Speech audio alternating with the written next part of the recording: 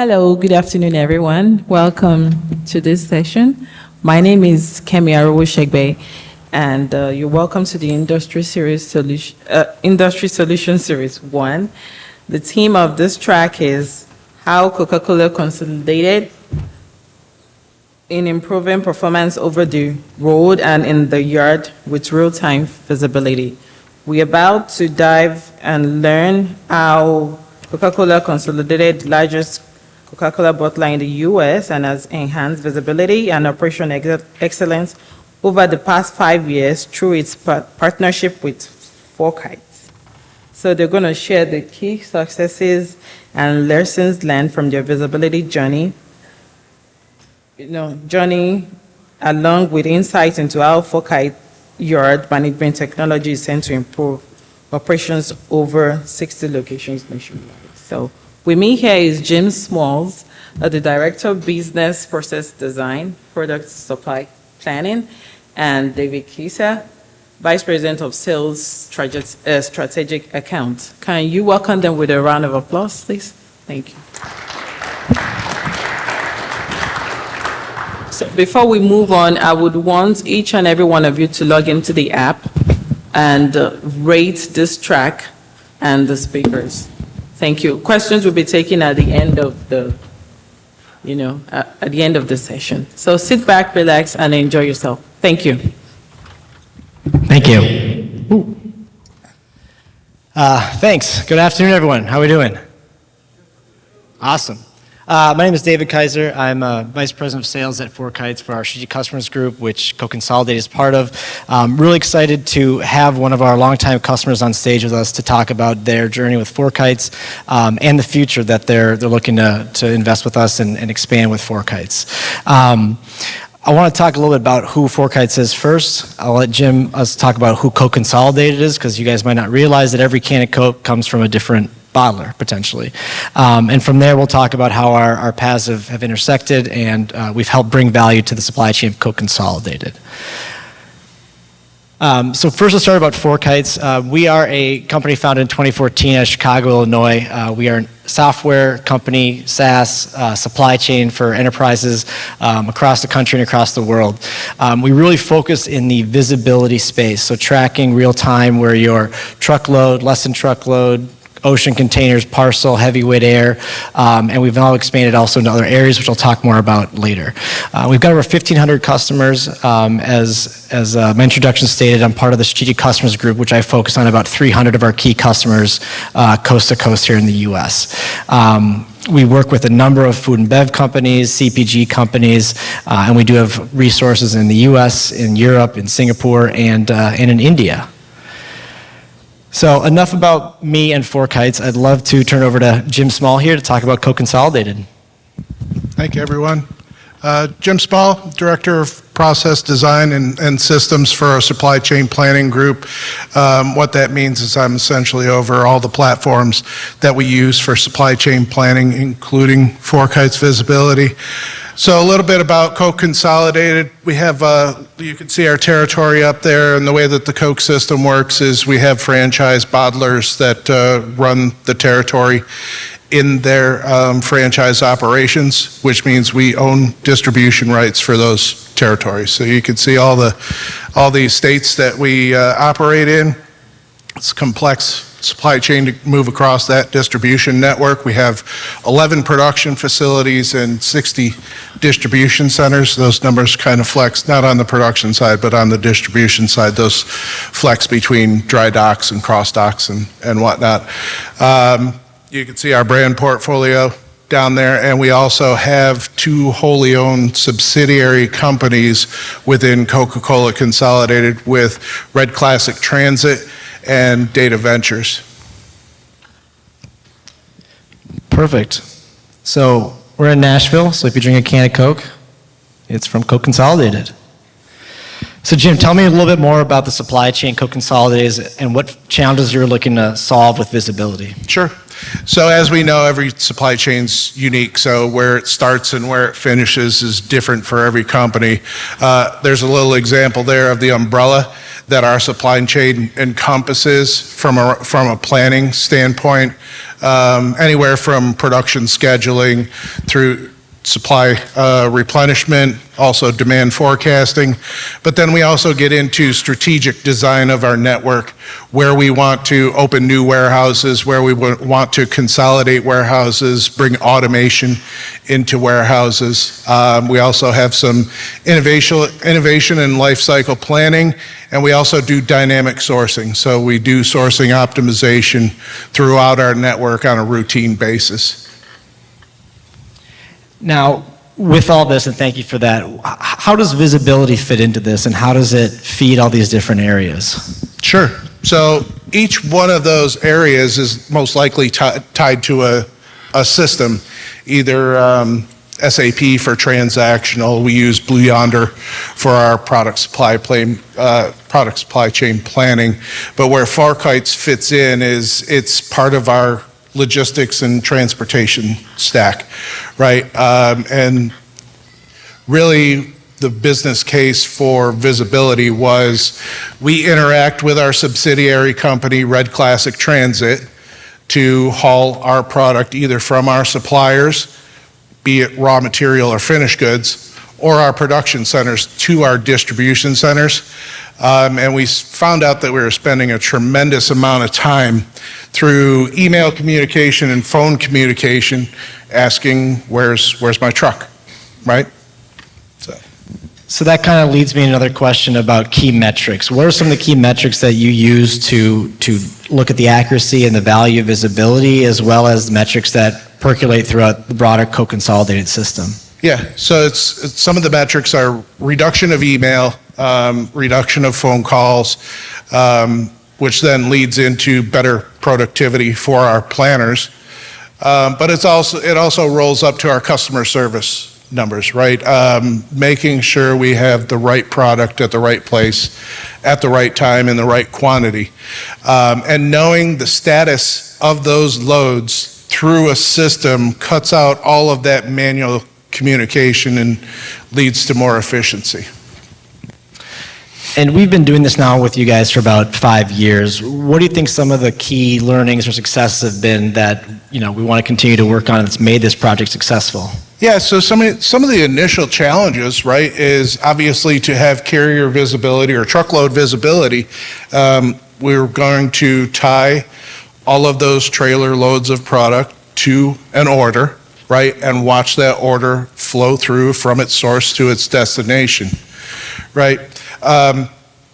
Key part of that is carrier onboarding, right? So it's something that we probably struggle with for the first year or two. We're probably ranging in the mid-60s to low 70s for our carrier onboarding, right? So if you don't see the entire network truly visible, that's an obstacle, right? So we brought that to Fourkites as one of our pain points or one of our bottlenecks to true supply chain visibility, and we work to onboard through other customers of Fourkites and our carriers to get a better carrier onboarding process. Can I ask what that percentage is now? We're probably in the low to mid 90s. Yeah. Wonderful. Thank you. I want to then talk about kind of what's next. Before that, I want to talk a little bit more about Fourkites and where we're headed. So if you look at supply chain visibility and what you're tracking on the road, on the water, in the air, adjacent to that, it's in the facilities. It's the check-in, the check-out, the appointments, the yard, and we've now expanded through acquisition and development into the yard and facilities of the supply chain, what we call yard works, actually. And so we can now do appointment scheduling that can link up with the loads that are in transit.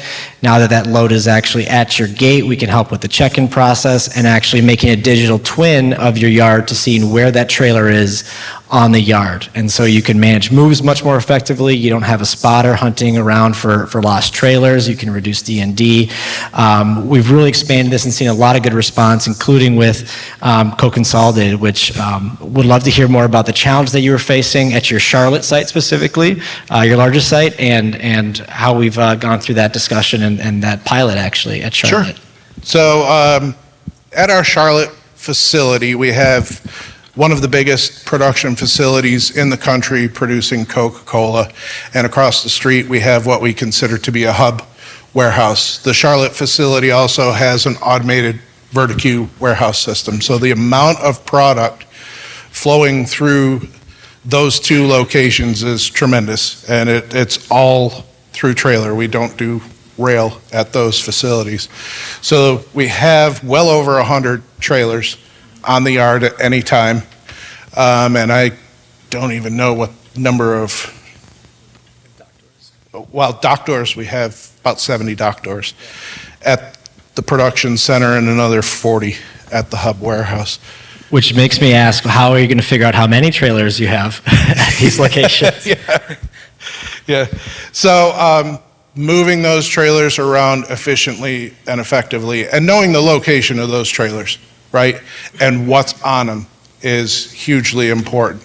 So as we have trailers coming in through the gate, right, being able to direct them to a dock or direct them to a yard position to drop their trailer.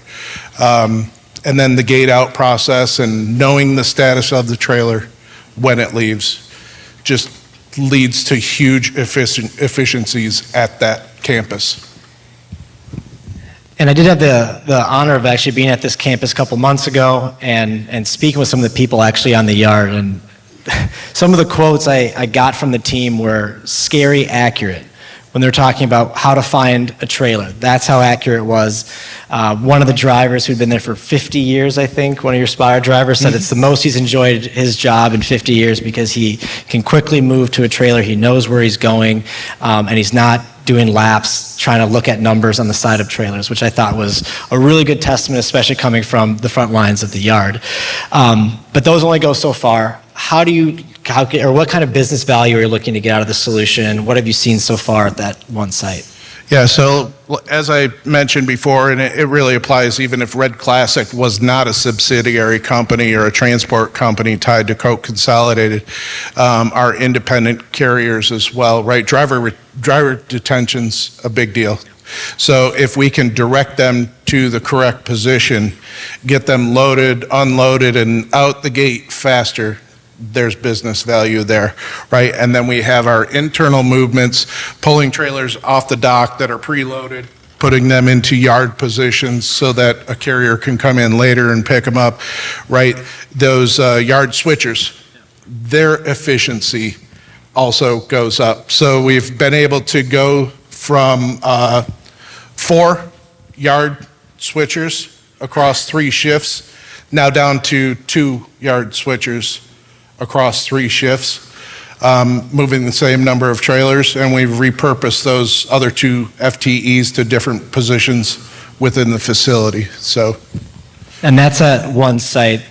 How many sites did you say you had, distribution and production, that you'd roll this out to? 11 production centers and 60 distribution centers, and the full dynamic yard is probably not a fit for everywhere, right? But like you alluded to, knowing where a trailer is and what the status of a trailer is sometimes good enough. So the light version is what we would use at some of our lower volume distribution centers.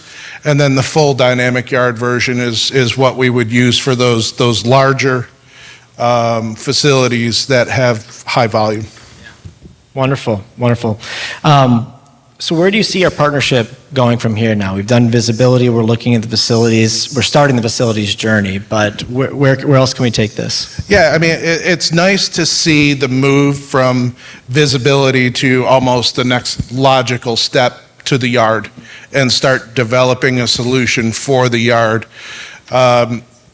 Really, it's partnering to build out the yard solution so it's a good fit where we can implement it at scale, right? But then it's just making that user experience so much better as we grow the solution. We appreciate the feedback from your team on that, and our product team's been working closely. So now a question that I'm guessing a lot of people are wondering, but what advice do you have for someone that's looking to start their visibility journey with a company like 4Kites? Yeah, being a solution guy and responsible for systems, right? You take what problem are you trying to solve, and you boil it down to its requirements, right? And then you go start shopping solutions. What we did with visibility, and the same thing that we did with Dynamic Yard, is we chose 4Kites as one of the preferred solution providers, and then we did a pilot, right? The pilot is going to show you what the adoption rate is, whether the functionality meets your expectations, right? And then whether you're going to be able to roll it out at scale. Can you talk to me about adoption a little bit? How were you able to get some processes that, can be viewed as very archaic and moving around the yard and, teaching an old dog new tricks? How did you get adoption up in the yard with our solution? So the yard was one thing. We've tried several yard management systems in the past. And like David said, accuracy is one of the biggest things that leads to user adoption, right? If they can't trust the system, they're not going to use the system. So having it be highly accurate went a great long way to the user adoption. But then it's also the ease of use. How much time are they actually spending in the platform to get done what they need to get done and then move on to the next task? Yeah. Wonderful. I want to turn over to the audience to see if you guys have any specific questions for myself or for Jim. This is the end of our presentation, our fireside chat. We're at booth 403 if you do have any more specific questions. But while we're up here, what questions do we have in the audience? We got a mic that's running around as well.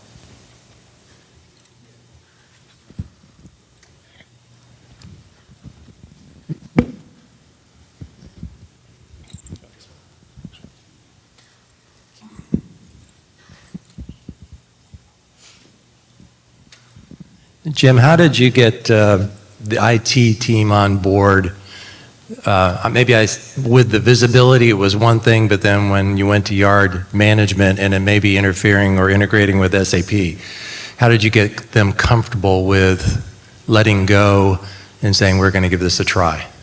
I think you're talking kind of about the business case for the solution, or being part of the Coke family. I know how there's a firewall around SAP, and it's very hard to break through that shell. Yeah, I think it's a great question. I think that has kind of evolved over time with SAP functionality and the other systems that integrate with SAP. That's kind of evolved over time, where it's one, easier, but then two, there's not so many concerns around the firewall, right? And what we were moving into 4Kites was not what we would consider sensitive data to begin with. So we're talking about orders, materials, quantity of materials on a trailer load. It wasn't what we would consider sensitive data. Does that answer your question? It does, and probably there's a few North America folks, Coke North America, in the audience, and maybe some conversation would be helpful just to give them some tips and tricks. Oh, okay, I get it now. Yeah. And I'll also just comment, when we're developing, we're developing in the modular ecosystem that the industry's transforming to today. So open APIs, easy integration, OTM, SAP TM, Blue Yonder, Manhattan, you name it. We work with all the big TMSs. Thank you for your session. You mentioned about the visibility and then building the yard solution. Can you elaborate a little bit more about what type of yard solutions are these we are talking about? What other type of yard management systems or visibility platforms? Yard solutions. So I'm assuming it's more like using the data to build some strategies. Oh, yeah. Yeah, so the previous journeys with YMS, it was a big lift for our users, right? So there was a lot of interaction with the solutions. The solutions were not fully developed. And then the accuracy, right? So they're spending a tremendous amount of time in these other two platforms that we've tried probably since 2006, 2007. Between then and Dynamic Yard, which was piloted last year, We had those other two systems. It was a heavy lift for our users. There were still a lot of manual pain points because the integration of data wasn't truly there for those systems. So we were getting an order, but we weren't getting updates, we weren't getting statuses, things like that, where Fork Heights delivers that. But then it was also the accuracy. The accuracy was probably the biggest pain point, because when the yard positions or trailers within the yard or their statuses are not accurate, right, somebody's got to go in and correct that so that the next user that calls for that trailer knows where it is and what its status is. Does that answer your question? Yeah, thank Okay. you.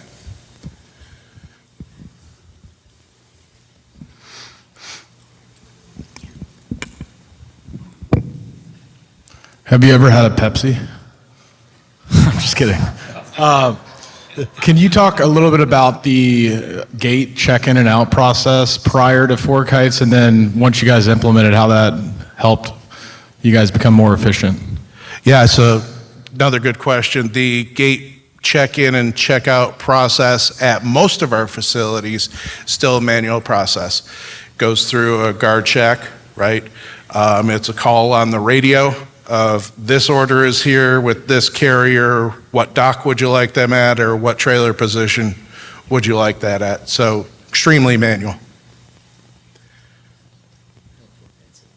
In the current state then with Fork Heights? Oh, sorry, current state, everything we're moving towards full gate automation, which at some point, probably within the next 18 months or so, would be a carrier is tied to an order. That order with the tie-in of Fork Heights visibility lets a location know when that order comes or when that trailer comes within a particular geofence, right? And then that carrier and that trailer would be checked in with direction to either go to yard position or go to a dock. Almost fully automated.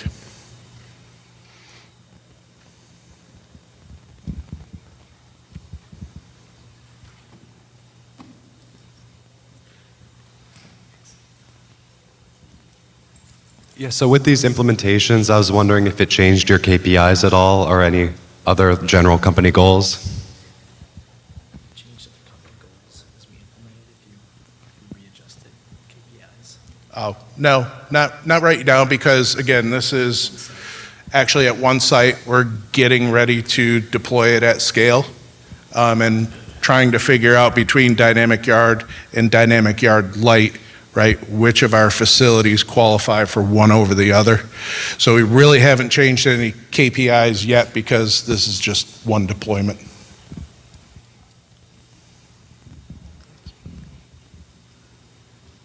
Any questions? Okay.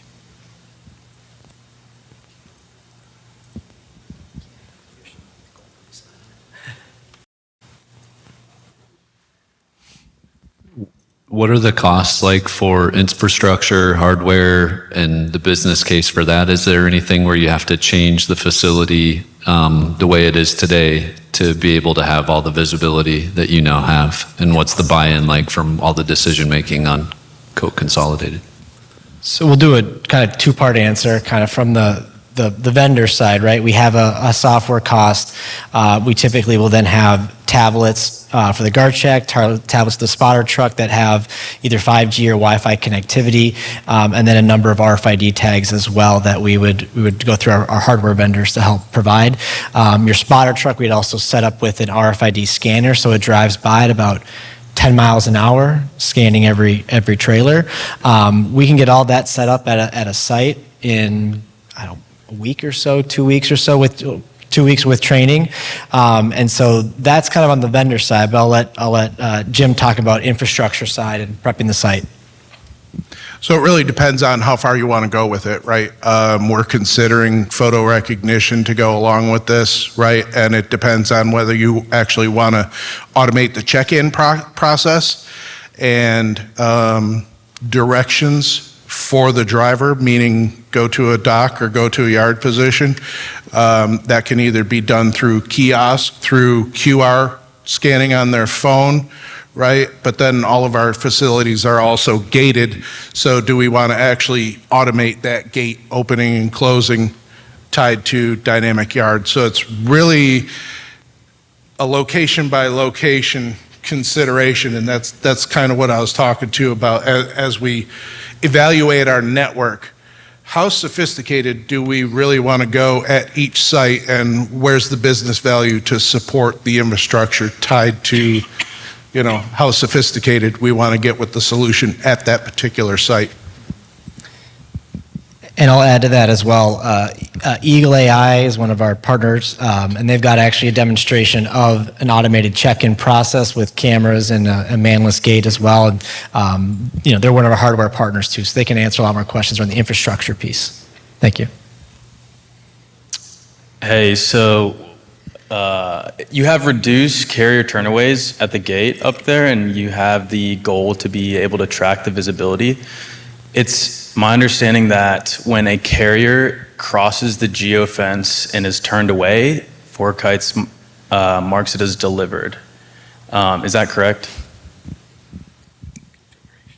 Yeah, it really comes down to the configuration at that location. So we have some complex geofencing challenges at some of our distribution centers where they're right next to an interstate, right? So it's really dialing in that geofence at that particular location. But if we move to some of our more rural distribution centers, right, that check-in process is much less complex because of the infrastructure around it. Does that answer your question? Yes, thank you. Okay, thank you. Any more questions from anyone? Okay, I have a question. Sure. My question goes thus.